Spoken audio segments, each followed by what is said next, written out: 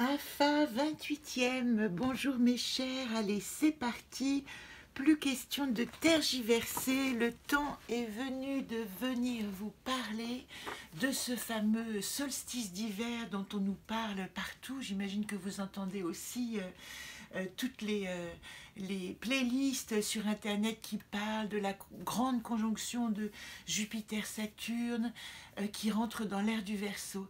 Alors, à ce sujet, vous savez que la dernière fois j'ai voulu vous en parler et puis j'ai pensé que c'était quand même plus intéressant que vous alliez voir les sites d'astro vraiment sérieux qui vous expliquent cette conjonction. Parce que là, elle est importante pour nous toutes, nous tous. Qu'est-ce que ça veut dire en fin de compte? C'est qu'au niveau des énergies planétaires, des planètes qui nous entourent, tout le monde va ressentir cette influence de cette conjonction de deux planètes très lentes qui sont Jupiter et Saturne et qui pour la première fois depuis 2 siècles vont se retrouver dans un signe d'air. C'est-à-dire qu'elles changent d'élément tous les 2 siècles, tous les 200 ans. Elles étaient pendant 2 siècles en signe de terre et elles se retrouvent dans le signe du Verseau à partir de maintenant. Là, c'est maintenant que ça se passe les énergies. Donc vous voyez à quel point, si vous connaissez un peu l'astrologie, que le Verseau qui n'est pas l'eau, mais l'onde, le vent, la révolution des idées et des esprits qui rencontrent Saturne, le monde de la structure et des anciens schémas. Donc autant vous dire, autant vous prévenir que cette année 2021 n'est pas une année de tout repos et c'est pour ça que je vous invite vraiment à essayer d'aller comprendre, hormis votre énergie, quelles sont les énergies autour qui peuvent vous influencer, vous déstabiliser ou sur lesquelles vous pouvez vous appuyer. Et en fin de compte, c'est tout le sens de cette rencontre, c'est que nous trouvions ensemble nos petits outils symboliques pour nous accrocher au navire en ces temps de tempête et de tumulte. Qu'est-ce que je voulais vous dire? Oui, j'ai quand même envie de vous dire que cette conjonction Saturne-Verseau, c'est ce qui m'a étonnée aussi. Saturne-Jupiter en Verseau, elle a existé dans le plus grand moment de son apogée, on va dire de son influence, au moment où le Moyen-Âge est passé à la Renaissance. J'avais même noté les dates, mais comme j'ai pas mes lunettes, je pourrais pas vous les dire. En tout cas, ça veut dire aussi que, en similitude d'énergie planétaire, après ce qu'on en fait, c'est notre libre arbitre d'humain dans la conscience que nous avons aujourd'hui, mais il y a vraiment une possibilité de révolution de conscience. Et cette révolution de conscience, ce qui est intéressant, c'est comme elle est dans le Verseau, elle est dans toute sa dimension d'humanisme de l'expérience. C'est-à-dire que j'ai envie de traduire et de résumer par cette phrase simple, c'est que si nous rentrons pleinement de plein pied dans cette ère du Verseau avec notre identité et la conscience de qui nous sommes et aussi la connaissance de notre ego et l'humilité de rencontrer cet ego qui est à notre service, hein, c'est une humilité en retour. À ce moment-là, nous pouvons mettre ce que nous appelons l'ego, l'individu, au service de l'humanité. Et c'est probablement ce qui nous est proposé de mettre en place pendant ces 2 siècles à venir. Nous ne serons pas là pour le voir, mais plus précisément pendant ces 20 ans que durera cette conjonction Jupiter-Saturne dans le signe du Verseau. Voilà pourquoi c'est quand même, on va dire, important aujourd'hui de récupérer votre foi, mais d'une manière beaucoup plus intérieure, de garder vos rituels pour vous, de garder vos vrais, comment dire, petits signes de reliance pour vous dans l'intimité et d'incarner ce que vous êtes de spiritualité à l'extérieur. Moi, je ne crois pas en la réunion autour de rites et de dogmes, je crois vraiment en l'extrême intimité de la foi et de nos actes de foi. D'ailleurs, je n'en parle pas, même si vous pouvez en voir quelques signes souvent, la petite bougie, etc. Mais ça, c'est une ambiance que l'on pose pour devenir cette rectitude verticale entre notre être humain et notre dimension spirituelle. Alors arrêtez les rituels, les églises, les prêches, de demander à vos anges des conseils. entrez tout ça en vous-même d'une manière très personnelle et parlons d'autre chose, parlons de nos visions respectives pour avancer, mais pas de vision d'autres êtres angéliques supérieurs. Ça, c'est un rapport si personnel à la foi et à la conscience. Alors, dans cette période du 21, vous savez que nous sommes dans l'entrée du solstice, solstice d'hiver. Le solstice, c'est toujours un élan, une impulsion, un changement. Le solstice, il vous invite vraiment à tout à coup créer une propulsion vers autre chose. Si vous en êtes à cette question identitaire comme je le suis actuellement, eh bien, vous êtes propulsé dans cette question et probablement que si vous êtes dans cette dimension d'accueil et non de quête, les réponses vont venir sous d'autres formes inattendues, mais probablement beaucoup plus originales et beaucoup plus inspirantes. Alors, nous allons ici parler. Oui, j'ai envie vraiment de vous parler de ça aussi. Vous savez que dans Solune, nous sommes dans la deuxième semaine de ce que j'appelle, de ce qui est appelé la gratitude, celle qui remercie pour chaque chose. Et dans cette deuxième semaine, la première semaine, autant je vous invitais à dire merci à quelqu'un d'effectif dans votre vie, de remercier pour l'acte qu'une personne ou qu'un événement, qu'une chose apporte dans votre vie. Autant dans cette deuxième semaine, je vous invite profondément à remercier un être, une part, une action qui disparaît de votre nouvelle identité à venir. C'est vraiment dire adieu à une forme de pensée ou de relation, mais en toute quiétude parce que vous savez qu'elle vous a apporté cette porte à vous comporter de manière différente maintenant, puisque vous avez reçu l'enseignement de cette relation ou de cet événement. Donc cette semaine, chaque jour, si vous avez envie d'un exercice un peu productif, je vous invite à remercier des personnes avec lesquelles vous n'êtes plus en relation ou des événements que vous avez envie de, à présent, mettre de côté qui n'existent plus. C'est une manière de dire au revoir totalement pacifique. Ça, c'est la première chose. La deuxième chose, c'est évidemment de commencer à lister non seulement votre liste de vœux du début d'année, je vous donnerai rendez-vous pour le saut quantique qui aura lieu dans cette année 113e lune entre le 1er et le 8 janvier, où vous pourrez à ce moment-là, et je vous invite fortement à faire votre roue en 12 pour celles qui ont suivi les enseignements, puisque vous allez voir dans quel mois, dans quelle gardienne, dans quelle maison astrologique vous avez reçu cette année vos enseignements en faisant votre bilan. Donc vous avez en fait jusqu'à la fin de l'année, jusqu'au 31, pour vraiment vous exercer à être, à incarner la personne que vous êtes avant ce bilan, dans le doute de votre identité nouvelle, dans l'exploration, dans l'expectation. Faites un bilan du passé. Pas forcément un bilan de vos intentions futures, mais un bilan de ce que cette année vous a apporté. À ce sujet, et j'en finis là avant le tirage, si vous souhaitez des éclaircissements sur votre tirage, évidemment que la première condition, c'est d'avoir ce petit jeu. Je vous le dis d'ailleurs parce que je ne le dis pas souvent, qui est en vente au prix de 20 €. Le jeu coloriable est au prix de 30 €. Vous pouvez les acquérir via mon mail en me passant commande à anacartelejeu@orange.fr, via mon site où il y a tous les exemplaires sont proposés, et où la boutique Etsy, ETSY, Anacarte le jeu, où vous trouvez les exemplaires. Pour celles qui ont déjà le jeu, vous pouvez vous exercer sur la chaîne à travers tous les exercices que je vous propose, notamment les derniers qui sont de réaliser votre roue de vie en 8 segments lissés maintenant, en 10 segments si vous êtes dans une décade, un cycle de transformation de vraiment majeur. C'est souvent les cycles de 10, 20, 30, 40, 50.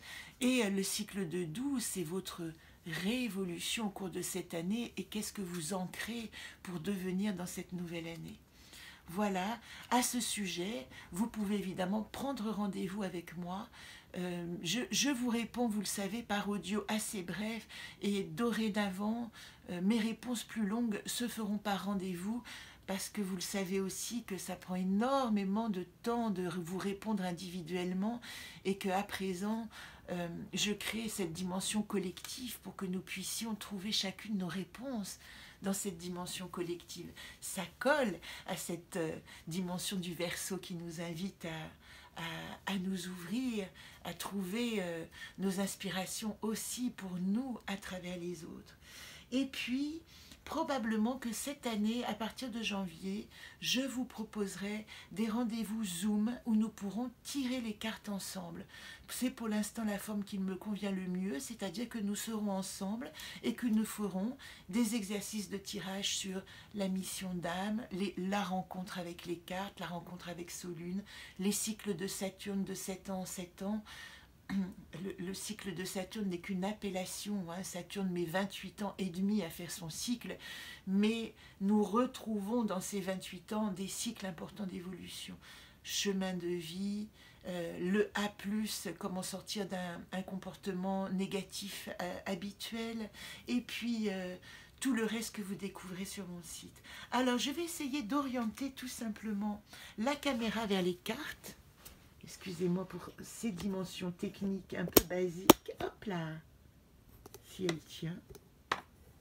Voilà, ça nous fait un petit break dans la parole. Installez-vous. Ce que vous entendez, c'est régulièrement ma tête qui se cogne parce que je vis sous les toits. Mais ça va, les idées demeurent.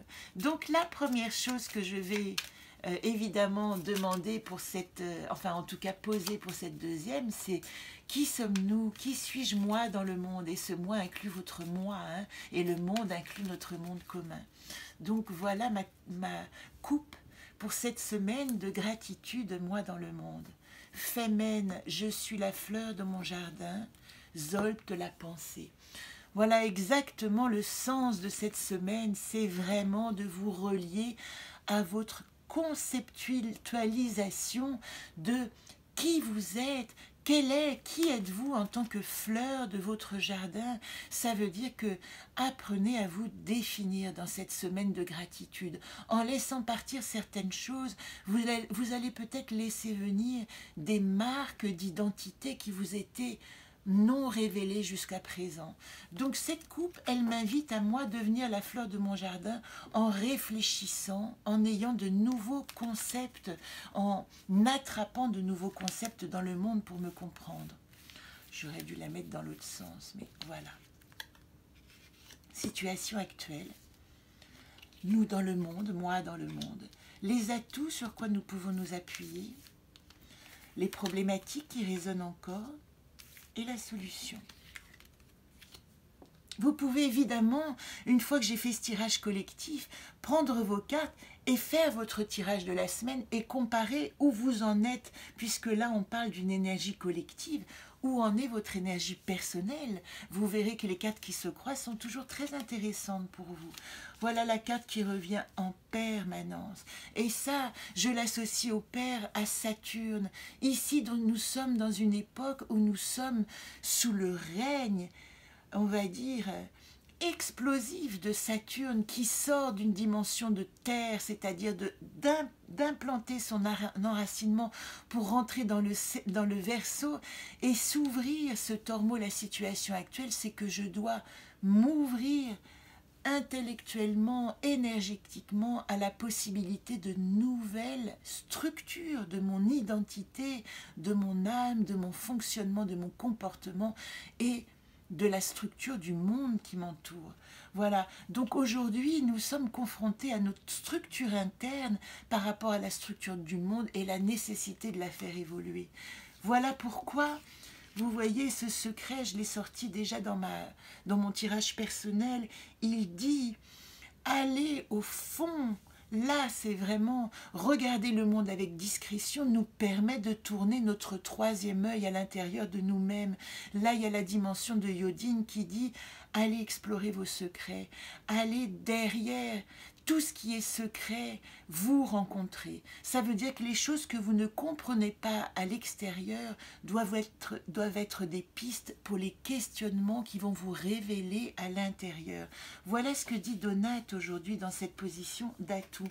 La problématique, c'est évidemment que dans ce nouveau paysage totalement inconnus. Il nous arrive une chose, je vous parlais de l'an de la Renaissance, que nous n'avons absolument pas connu, une restauration totale du monde, de la structure du monde.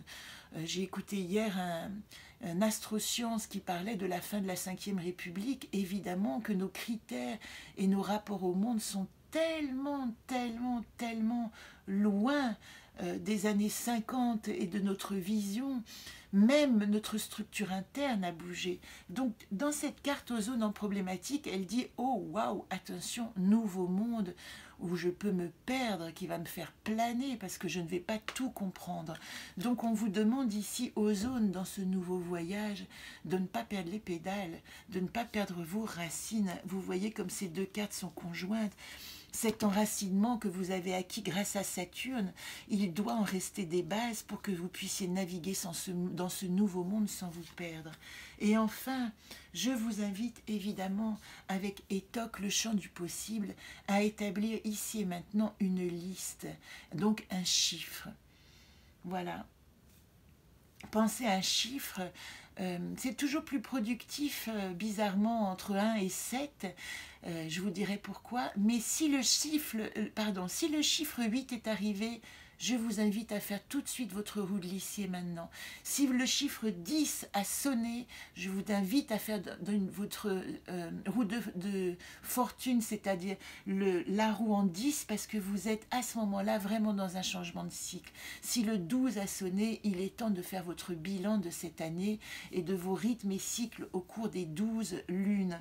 Donc, moi, j'ai plutôt pensé au 8, je crois, et j'étais dans le 7 ou le 8, donc après vous avoir quitté, je ferai probablement ma wish list. Et Toc dit, dans ce nouveau monde, établissez votre wish list. Un dernier point pour celles qui me suivent assez souvent, je vous donne des pistes. Si vous avez tiré 7, reportez ces 7 dans l'arbre de la connaissance. Votre première piste vous indiquera ce que vous entreprenez. La deuxième, donc dans votre liste wish list, votre deuxième wish, votre deuxième vœu vous emportera dans ce que vous avez à apprendre. Le troisième dans ce que vous avez à comprendre. Le quatrième dans comment prendre place. Le cinquième vous invitera à découvrir votre façon d'entrer en relation avec le monde, de communiquer. Le sixième vous invitera à regarder votre manière d'aimer ou d'être aimé, votre entrée dans le monde affectif.